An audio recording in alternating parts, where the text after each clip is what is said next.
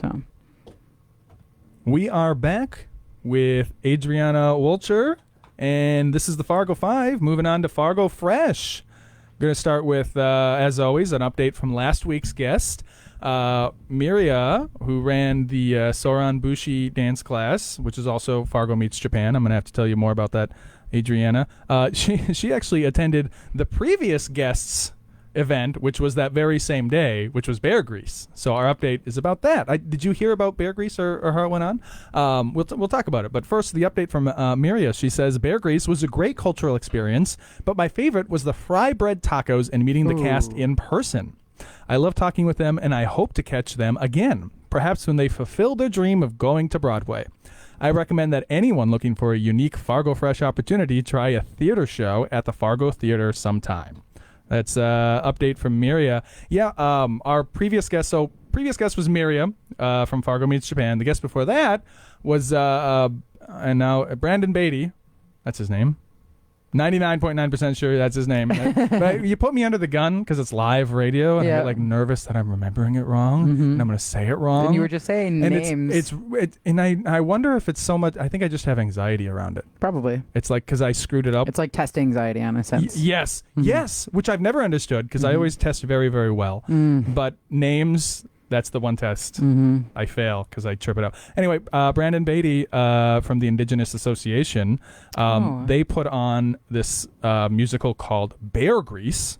So it's this troupe from, I want to say they're from Canada.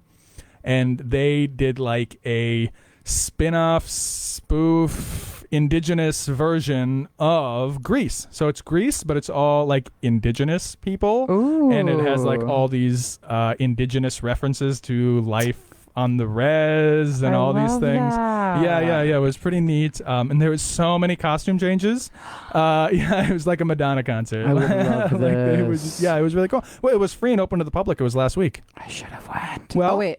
We were on a camping trip. So okay. That's probably why I didn't hear about it too, because I tried to stay out of the loop for anything I was going to miss here at home. You big into musicals though? Yes, love musicals, theaters. My favorite movie actually of all time, which a lot of people say is hard to choose, but mine is Rent, which is more of a musical. So. Yeah. No, I love. So, but if I have to choose, probably Jesus Christ Superstar. Ooh, yeah. Because I just love belting. You know what I mean? The why should you need to know like that? That's really. It's great. I love Jesus Christ Superstar. I should play that. I have a radio show. I can just play music. You can just play whatever you want. But then I'd be singing in here rather than getting stuff done. So that would maybe not be good. Okay. Let's see. As far as other Fargo Fresh news here, I don't know if you guys heard. This is from KFYR TV. The Fargo Little League Baseball is heading to the World Series. I did hear that. You did hear about that. I cried watching the little. You cried. There was a little snippet, and me and my fiance were watching it together. He showed me. He goes, "Look how cute!" And I was like, "Oh my god, that's so cute!" I'm such a sap for stuff like that. Their faces were so proud and so happy, and I just love seeing kids. Did you do sports at all when you were growing up? Were you a sports person? I was more into like music and choir and stuff like that, but I did play softball. Yes, you did play the softballs. Yes, okay. I loved softball. So. And so were you?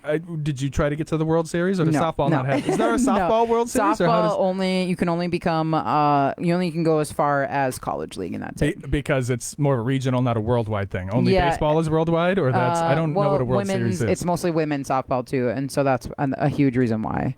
A league of her own. You know, they don't have like women's baseball, do they? I don't know. They don't. I don't know. Don't quote me on that, but I'm pretty positive they don't have a women's baseball. If the category is sports, I know nothing. Yeah.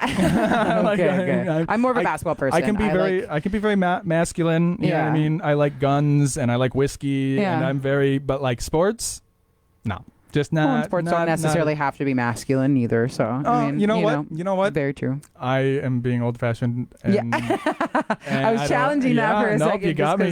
Good. It is very true. They do not have to be masculine. That's true. That's very true. I have to challenge myself on those. There are two genders of sports, girls and boys. But that's why softball doesn't go any further, is because just like baseball, there is not a women's baseball league like there is, women's basketball. But like we all know, the WNBA does not get as much attention as say the the women's basketball league doesn't get as much attention, No, per it se, doesn't. like the men's basketball. But I love basketball, so Love basketball too. I do. I love basketball. Do you play it at all? Or? No. Very bad. Very, very bad at basketball. I love to watch. You love to watch. Love to watch very professional people play. Very, very good.